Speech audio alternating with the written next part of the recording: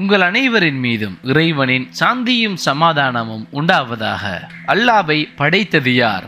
எல்லாவற்றையும் படைத்தவன் இறைவன் என்றால் அந்த இறைவனை படைத்தது யார் என்ற கேள்வி சிறுவர்களிடத்திலும் பெரியோர்களிடத்திலும் சுற்றி வருவதை நாம் காண்கிறோம். இந்த கேள்விக்கு பல ஆலிம்களே பதில் தெரியாமல் திணறுவதை பார்த்திருக்கிறோம்.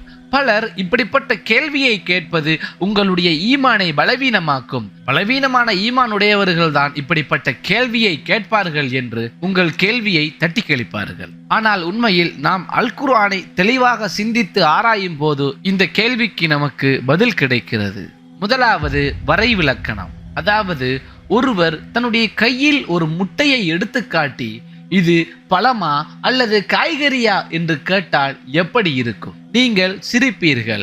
ஏனென்றால் நாம் ஒவ்வொரு பொருளையும் அதனுடைய தன்மைக்கு ஏற்றவாறு அதை வரையறுக்கலாம். ஒரு முட்டை ஒருபோதும் இரும்பாகி விடாது, ஒரு இரும்பு ஒருபோதும் பழமாகி விடாது. எனவே அல்லாஹ் என்றாலே அவன் வரைவிலக்கணம் லம் எலித் வலம் யூலத். அவனை யாரும் பெறவும் இல்லை, அவன் யாரையும் பெற்றெடுக்கவும் இல்லை. அவன் யாருக்கும் பிறக்கவில்லை என்றால் அவனுக்கு எந்த ஆரம்பமும் இல்லை, அவன் யாராலும் படைக்கப்படாதவன் என்றே அர்த்தம். அவனை அல் குர்ஆன் ஹுவல் அவ்வலு வல் ஆஹிரு, அவன் முதலாமானவனும் இறுதியானவனும் ஆவான். எனவே அவன்தான் முதல் என்றால் அவனுக்கு முன் எவரும் இல்லை, அவன் யாராலும் படைக்கப்படவில்லை. எனவே அல்லாஹ் என்றாலே படைக்கப்படாத ஒருவன் என்பதுதான் வரைவிலக்கணம். எனவே படைக்கப்படாத ஒருவனை பார்த்து உன்னை படைத்தது யார் என்ற கேள்வி கேட்பது எப்படிப்பட்டதென்றால், ஒரு ஆசிரியர் தன் கிளாஸ் ரூமில் இருக்கும் ஒரு மாணவனை அழைத்து எங்களுக்கு முக்கோண வட்டத்தை வரைந்து காட்டு என்று கூறுவது போல்தான்.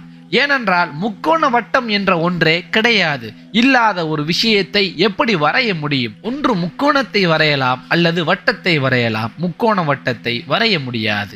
எனவே இந்த கேள்வியே ஒரு தவறான கேள்வியாகும். அடுத்ததாக இன்ஃபினிட் ரீக்ரெஸ். அதாவது இந்த கம்ப்யூட்டர் ஸ்மார்ட் போன்களை படைத்தது யார்? மனிதர்கள். இந்த மனிதர்களை படைத்தது யார்? அவர்களை படைத்த இறைவன். அந்த இறைவனை படைத்தது யார் என்ற இவர்களுடைய கேள்விக்கு இன்னும் ஒரு இறைவன் என்று நாம் பதிலளித்தால் அத்தோடு அவர்கள் நிறுத்தி விடுவார்களா? இல்லை, அவர்கள் மறுபடியும் கேட்பார்கள், அந்த இறைவனை யார் படைத்தது? அவனை இன்னொருவன் படைத்திருந்தால் அவனுக்கு மேலுள்ளவனை யார் படைத்தது? அவனை இன்னொருவன் படைத்திருந்தால் அவனுக்கு மேலுள்ளவனை யார் படைத்தது என்று இந்த சங்கிலி ஒரு முடிவடையாமல் சென்று கொண்டே இருக்கும். இப்படி சென்று கொண்டே இருப்பதுதான் இன்ஃபினிட் ரெக்ரெஸ். இப்படி சென்று கொண்டே இருந்தால் இந்த பிரபஞ்சமே படைக்கப்பட்டிருக்காது.